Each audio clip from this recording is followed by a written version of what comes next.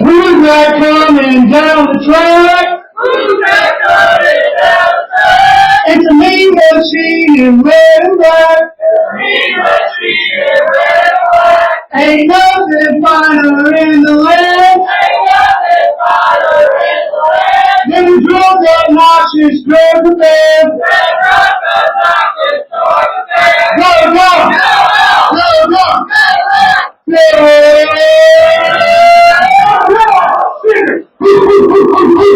What's up, y'all? This is John and Mike back for another episode of the Nothing Finer podcast. Tonight, we don't have an interview. We tried to get one set up, but between some personal scheduling conflicts on our end and our potential guests in, we couldn't get it worked out. But we're doing our game picks tonight, so no third episode this week. Before we get into the games, how you been? What are you drinking? I'm not drinking anything. I should have got some water, but it'll be all good. We're gonna go hyper speed today, but I've certainly been better. Won't won't get into the details at the moment, but dude, tomorrow I have to do my bus driver CDL test. Not that I'm changing careers, but uh my school they need people to be able to drive our activity bus for like field trips and athletic events, and we only have one person at the moment that can do that. So I tapped in. They said, "Oh, it will take a week." I started this whole process, this section of it, August 12th. I was It's about to say, almost you've been doing this for a minute. it's damn near Thanksgiving, and I'm still going tomorrow. But tomorrow or today, as you guys are listening to this on Spotify and Apple Podcasts, I'm doing that tomorrow, and I can start going on some like field trips like Tybee and whatnot. So that's why I did it. But how about you? I've also been better, significantly. This is the time of year where every time I go, north of Statesboro, I get sick. And obviously, it was a game last weekend. I will be further north in Charlotte this weekend, and then back in Athens next weekend. So yeah, I'm just gonna be sick and struggling to talk for the next month worth of episodes. But had some hot tea a minute ago, got some cough drops next to me, so we're gonna, we're gonna do it. We'll be all Yeah, we right. can get her done. All right. First game we're talking about tonight, we got BYU at Arizona State. Arizona State is a 3-point home favorite, over under Wow. 48 and a half. And BYU lost that nice shiny zero in the loss column last weekend in a rock chalk rock fight, 17-13 to Kansas. In that game, BYU did something rather uncharacteristic and turned the ball over twice. Before that game, they'd only lost 11 turnovers through 9 games, and in 2 games against better opponents, they had 3. So they were averaging less than one per game. So only having 11 turnovers. We have one person that's done that. We have one person that already has more than that. The Cougs had more passing yards, rushing yards, and time of possession than Kansas last week, but giving the Jayhawks the ball twice lost them that game. In the game this weekend, BYU will lose this game if they do not stop the run. It's that simple. They're coming into this game allowing 139.2 yards per game on the ground. Arizona State is averaging 190.5, with Cam Scadaboo being individually responsible for 120 of those yards by himself. I say BYU has to stop the run game because Arizona State is 85th in the country in passing offense with 208.9 yards per game. If BYU has a continued struggle with turnovers, they will lose this game because Arizona State does not give the ball back, having only lost 7 turnovers on the season and having the 20th best time of possession in college football. But little bait and switch here. I do think the BY Jew, aka Jake Retzloff, that's something he's legitimately called, guys. It's not. Not a slur. No, they said it on Fox and ESPN. I think we're clear. Okay. Okay. We're Um, okay. Yeah. Okay. I do think he takes advantage of Arizona State's 67th ranked passing defense, and the Cougs go on to continue to separate themselves in the Big 12. I am with you there 100%. I think it's going to be kind of like a Georgia situation last week against Tennessee, where if you want to stay alive in this playoff chase or playoff hunt, I mean, you need to win out and then obviously win the Big 12 championship because, the way it's going, it looks like the Big 12 may only get one team in, and that's the automatic bid for the, conference Unless, and if Colorado makes it to the Big 12 title game and loses, they're in. Do you think so? Colorado? I think so because if there's one thing we know, it's they care about ratings. That's fair. That's very fair. It's a great point. But golly, I mean, but like who controls the college football playoff is the Big Ten and SEC for the most part. Obviously, you look at the Big Ten right now; they're at the top of it, and the committee chair is Ward Manuel, who is, ironically enough, the Michigan AD. Yeah, Interesting. it's ironic how the Big Ten is getting so many spots, even though the highest strength of schedule in the Big Ten is 28th in the country right now, and 4 SEC teams that are ranked have better strengths of schedule. Yeah. And the Including side South note, but Carolina. South yeah, Carolina's at what I think it's 6th in strength of schedule. that's it's insane. They still have an outside shot. Um, no, but I'm going with BYU here, like I was starting to say before. They're gonna they're gonna need to continue to show off their best because they now literally they have no margin for error whatsoever. So give me the Cougs to soak this one in. Caleb did send us his picks to talk about. And according to Caleb, we learned in 2008 that Arizona State's home field advantage doesn't mean much, but they are undefeated at home this year, and they've only gotten better as the season has gone on, while BYU seems to be struggling more and more in the last few weeks. Caleb thinks the Sun Devils get the dub and therefore open the door for the Big 12 to miss the playoff entirely, depending on Ooh. how other certain games go. And that is Colorado playing the team that beat BYU last week in. Wait, there's 2 Kansas teams. Is Kansas the Manhattan or is that the other one? Kansas Kansas is in Lawrence, and then yeah, Kansas State's in the Little Apple. I got you. All right, so not Manhattan, the other one. Probably the more safe one. I don't know. I I don't know my geography like that. Middle America. I know geography, except Kansas to me is just a square in the middle of the country. It's flat. Everybody tries to get out of there besides elite college basketball players. I mean, even Colin Klein tried to get out of there. Let's be real here. Yeah, that's fair. Next game we're talking about Army at Notre Dame. This is a big one for pretty much everybody that's fighting for a playoff spot. Notre Dame 14.5 point home favorites, over under 44.5. First and foremost, go Army, beat the Leprechauns. Indeed. Off the top. But if you are a forward pass fanboy, don't watch this game. Oh. Yeah, it's this. You remember how we made the joke about the Michigan game earlier this year where it set football back 50 years? Mm-hmm. Yeah, this is going to set it back to the 1890s. Well, they're playing in Yankee Stadium, so they love to talk about their history, not like what's going on right now. That's fair. I forgot this was at Yankee Stadium. But Army is averaging 85 passing yards per game, good for dead last in college football. Notre Dame, they are better at 98th nationally with 199 yards per game. It's Army, disgusting. yeah. Yeah. And remember, some people, I don't remember who, but some people were like, oh man, I trust Riley Leonard. I think he's a good quarterback. Hand up. That was me. I just the Clemson game. That's all it was. That's all my whole frame of reference was just that Clemson game last year. But Army's defense is third best in the country at stopping the run, and they will need to use that to slow down Notre Dame's average of 216.7 rushing yards per game. On the flip side of that, Army is first in rushing offense, while Notre Dame is 43rd in stopping the run. This is going to be a big defensive game, though. Both teams are good at stopping what the other team does well.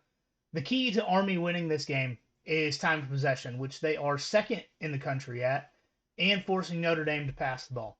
Army has so many guys on the offense that run the ball well, whether it's through jet motions, touch passes, end arounds, running the triple option.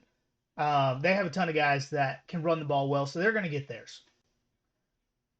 But they're going to have to draw in Notre Dame's defense, take a few deep shots. That's where their 85 passing yards per game comes from, is like a 50-yard pass and a 35-yard pass. Like, that is the extent of their passing attack.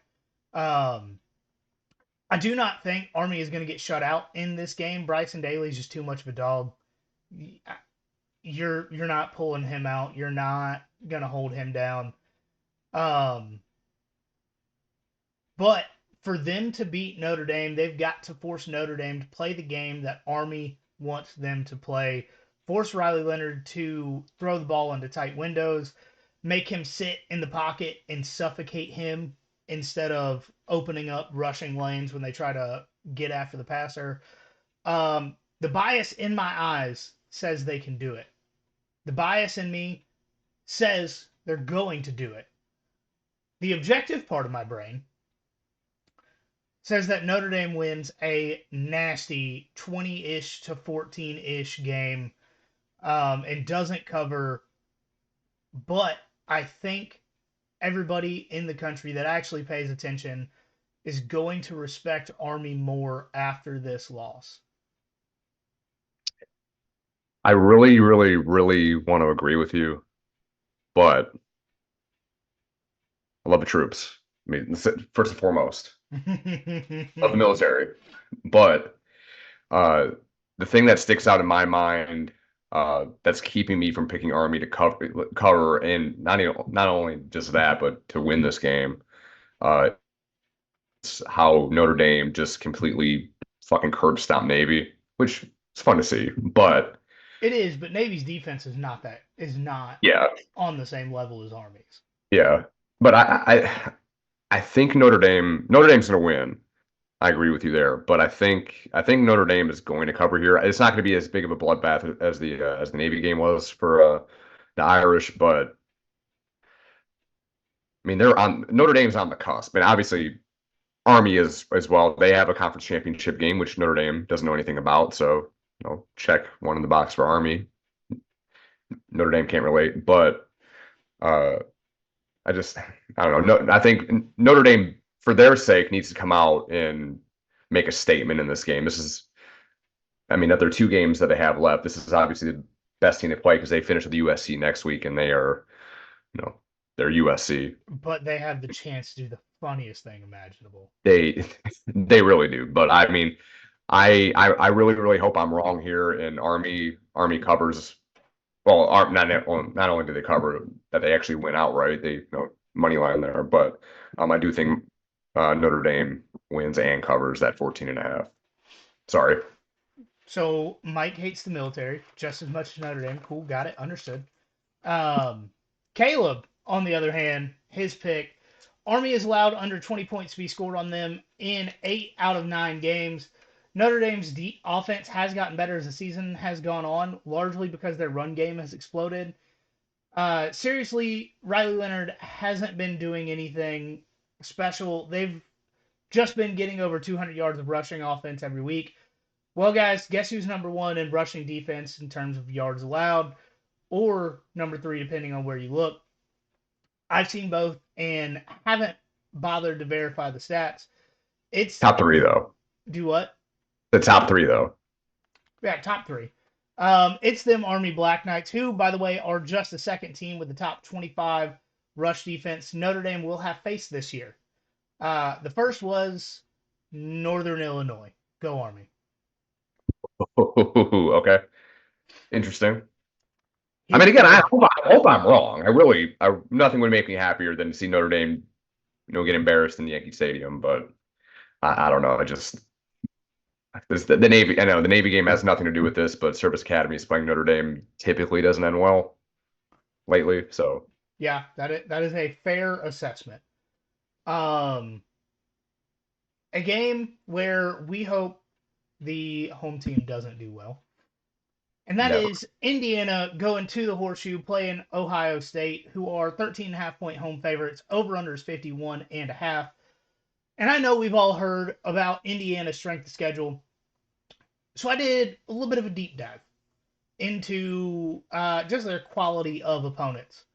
So what I did is I went through and took the ranking of each offense's rushing game, passing game, scoring offense, and total offense.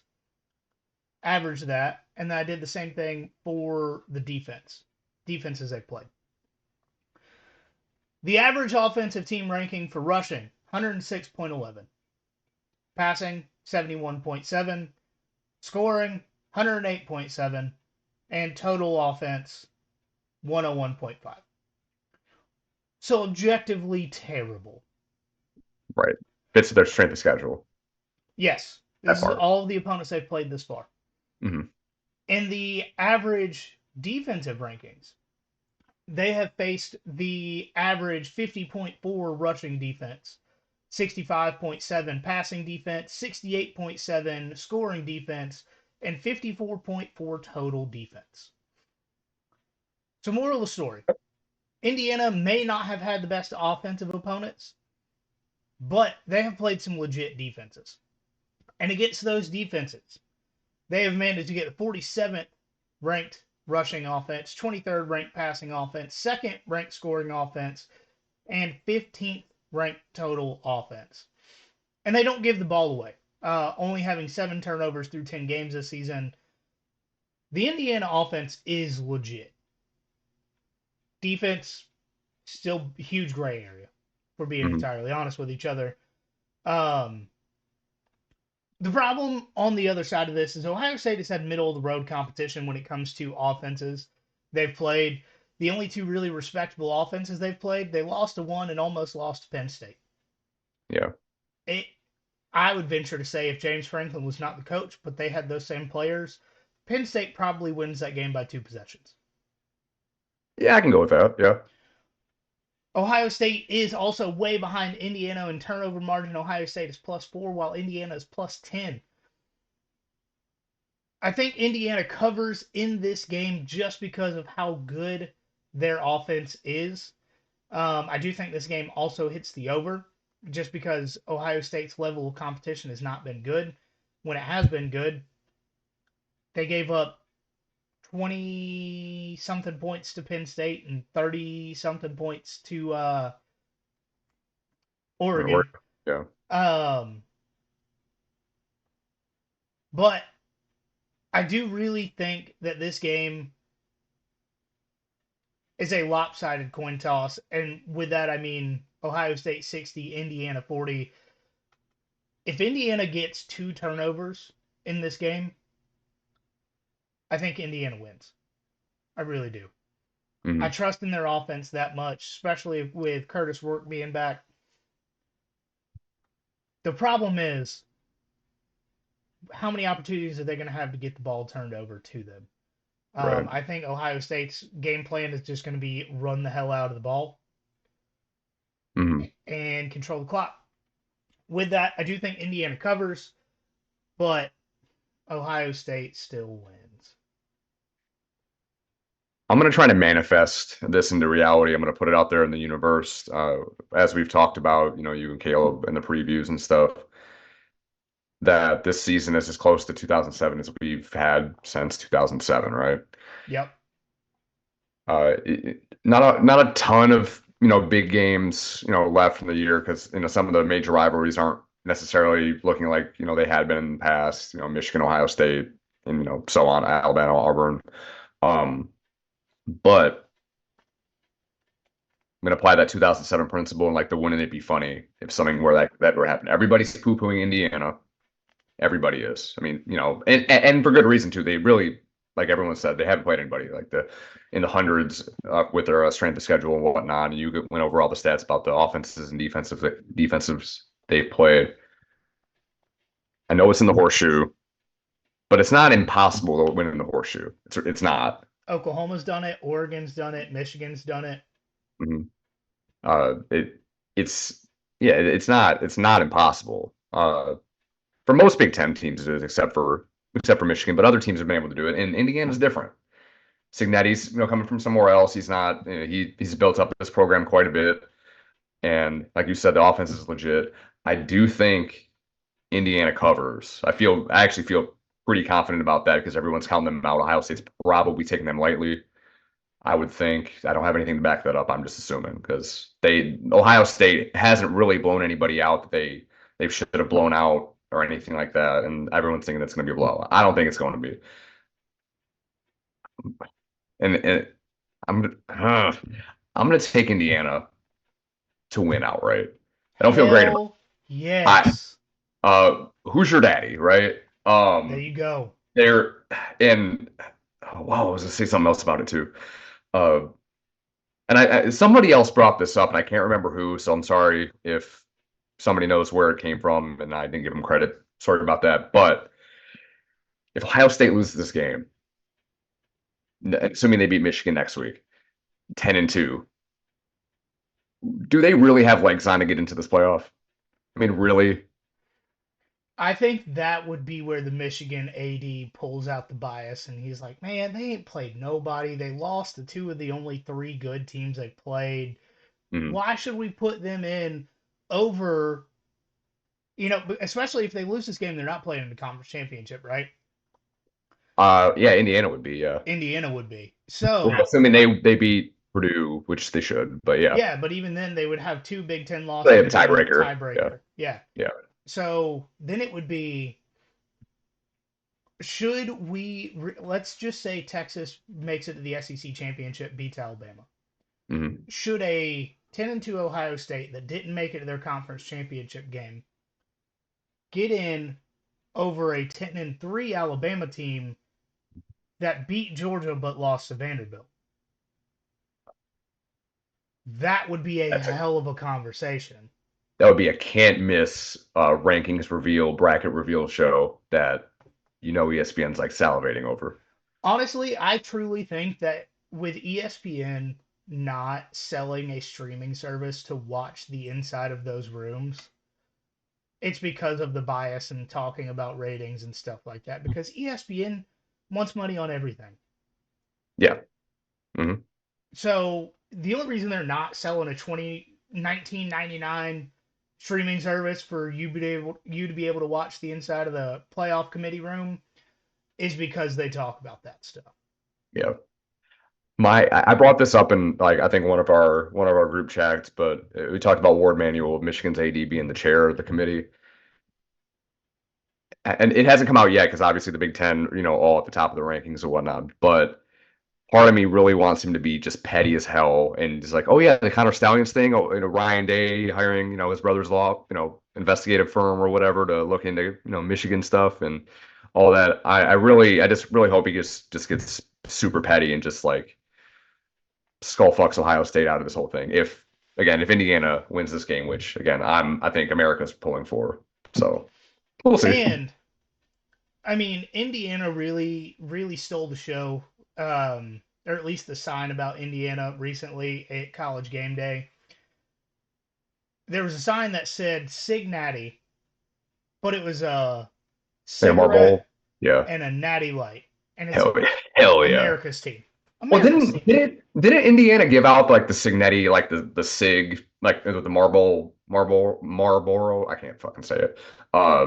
Logo on it. I saw the flag somewhere. I thought they gave it away in like the student section or whatever at one of their games, like when after I don't know, they went 5-0 or 6-0 or whatever. I really hope so. Nothing better than a Sig and a Natty, right? Hell right, brother. All right, Caleb's pick. Caleb says Indiana is fraudulent and their schedule is fraudulent. And when Indiana inevitably gets blown out by the Buckeyes, if the committee still has Indiana above Georgia in the rankings, despite having the 106th ranked strength of schedule and getting blown out in their only big game of the year, I'm getting a flight to Ann Arbor and giving that athletic director up there a piece of my mind. Buckeyes win big. You know what? If that were all to happen, I don't think anybody would even like stop him from going into the 80s office and kicking his ass. I think everybody's over it, but that's another story. I mean, if he was the AD that was over Harbaugh and Stallions and still has his job, that's wild. Well, he is though. Especially Yeah. considering none of Michigan's other sports are doing all that hot right now. Yeah, Michigan's the basketball team's a utter mess. I don't baseball. They almost beat Vandy in the College World Series a couple years ago, but again, that was a couple years ago. 2023, 24, 25, Michigan not well, 24, 25, Michigan not looking great. Yeah, it's kind of rough. Um, is what it is, ain't it? Yeah. Eh. All right. Last game we're talking about before we get into bets. UMass at Georgia. Georgia 42-point favorite, over under 55.5. And with this, like we did against Tennessee Tech earlier this year, we're going to talk about three things we want to see in this game. All So my first thing, get the run game going. I truly want a combined 175 plus yard game out of the running backs from this one. And with UMass being 112th in the country and stopping the run, I don't think that's too big of an ask. Next one, I want to see the backup defensive backs. I want to see Ellis. I want to see the other corners. I want to see who the safeties alongside KJ Bolden are going to be next year. I don't think Dan Jackson at this point has another year of eligibility. We know Malachi Starks is being projected as a legit top 10 pick right now. He's absolutely not coming back. I want to see what next year looks like. Mm-hmm. Last thing I want to see, quarterback runs. I know we don't want to see somebody get hurt, but it has been extremely effective this season. Even if we see the backup work on the concepts more than the actual play, like with Carson, I think going down the stretch against some big time opponents and great defensive lines, they are going to need the ability to shake things up and make the defense pause for another second. Mm-hmm. I don't have too much here. I mean, my big things are just try to continue the momentum that they had against Tennessee. It's going to be a little bit tough considering it is a step down in competition. UMass just fired their coach and Don Brown, who was Wait, is UMass that big of a step down from Tennessee? mm, we'll see. I mean, UMass. I'll say they played what? They played three. This would be their third SEC game this year. Yeah, I mean, does UMass score more than 17 points? People are asking. I that is people are asking. That's a good question. I would hope to God they don't, because that would be a tough Sunday recap for us I if mean, that were to happen. if it's 52-0 at halftime and they're putting the second string in all the way down to a full walk on defense in the fourth quarter, I don't think that's out of the question. Well, fair. But I mean, yeah, just continue that momentum. I don't want to see anybody get hurt. I mean, that's the big thing. Is you want to be healthy for the Tech game on Black Friday. Uh, just and also just limiting turnovers. I mean, we obviously have harped on that all year. A lot of bad luck stuff. Keeping Carson upright obviously did wonders for him against Tennessee. He looked like the guy that everybody thought he would be, and put the ball where he needed to be. The receivers caught the balls. I just want to see a continuation of what we saw uh, a couple days ago in the blackout there, and just be healthy. But that's pretty much. And I just want everybody to have fun. That's what we're here for, guys. At least half of the people on the field have fun. Yeah, and like 95% of the crowd. That might be a low estimate. All right. 12:45 kickoff is odd. Gross. And I thought it was just going to be like an SEC Network Plus thing, but you said it's on the SEC Network itself, right? That is what the ESPN app says. I don't know who's besides Georgia fans, who's the hell is going to be watching this game? Great question. Degenerates. Fair. So Caleb did put a couple things in here for what he wants to see in this game. Nobody hurt. Let Jalen Walker actually cook. Let him just, leash off, go after it. and give Gunner and or Jaden Rashada an actual offensive playbook to run for the second half and not just continuously hand the ball off. I do think Kirby has learned recently that he needs to do that because we Mhm. saw it last year with Vandegrift being able to run the offense when he got in there. We saw it a little bit when in 2022 when Stetson came out and Carson was able to run the offense a little bit. But yeah, I think letting the younger guys get some real game reps is very important, and I think Kirby also has learned that. Mhm. All right, best bets. First one I have talked about it a minute ago. Indiana at Ohio State over 51.5. Whether I am right, and this is a 27-31 game, or Caleb's right and it's blowout, I think the over still hits. Next one, I'm there for it. SMU. Go ahead.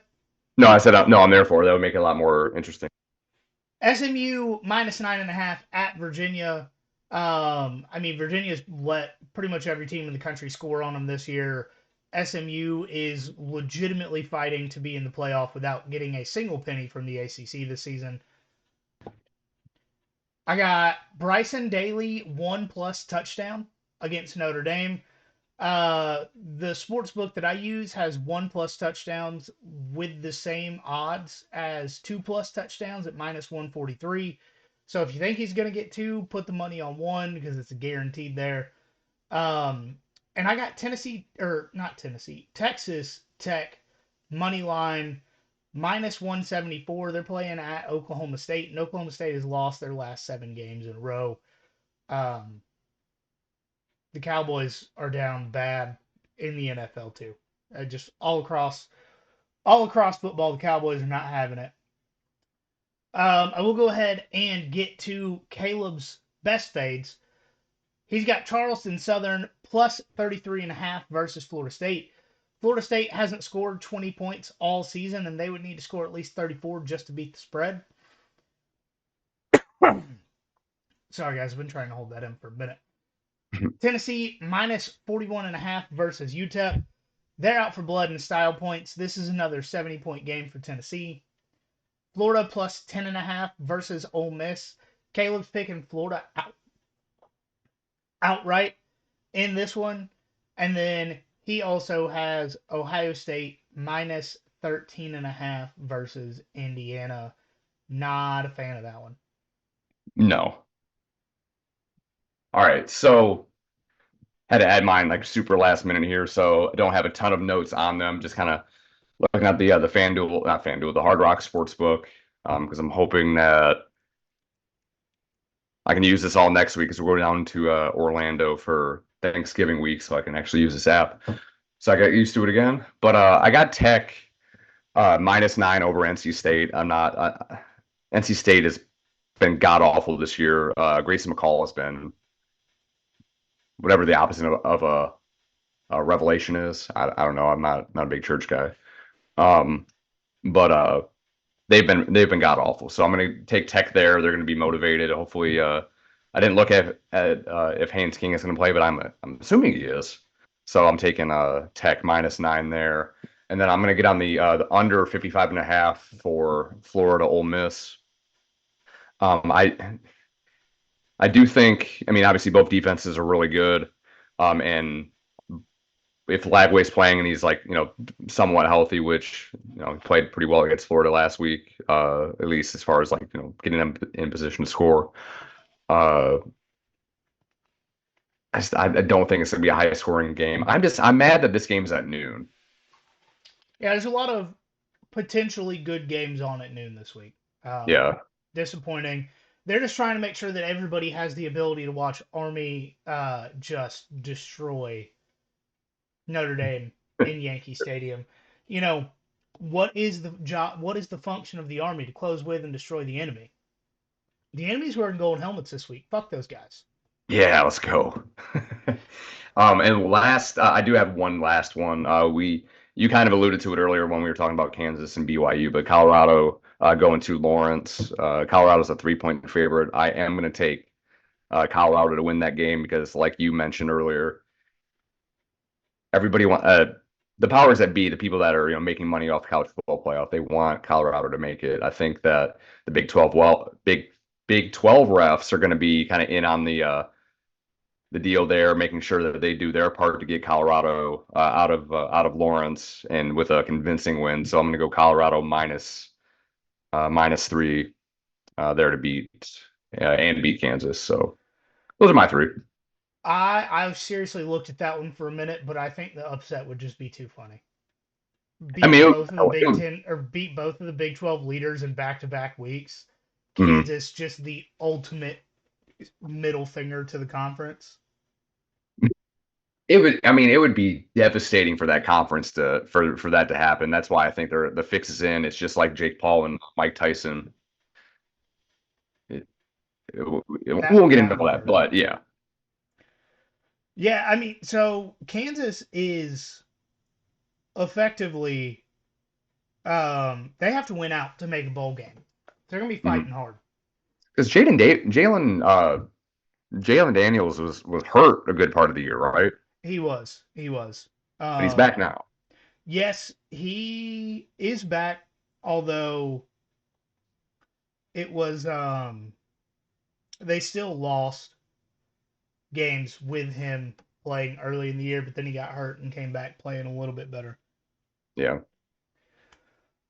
We do want to remind you guys about Georgia basketball. They have a Prove It weekend playing number 15 Marquette on Saturday and number 22 St. John's on Sunday, both in the Steg. Oh yeah. If Georgia even goes 1-1 here, that's a great sign for success this season.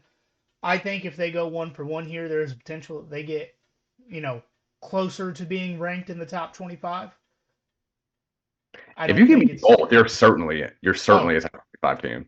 For sure. If they go 2-0 this weekend, there's a lot of people suddenly probably putting a little bit of money on Georgia to make the big tournament.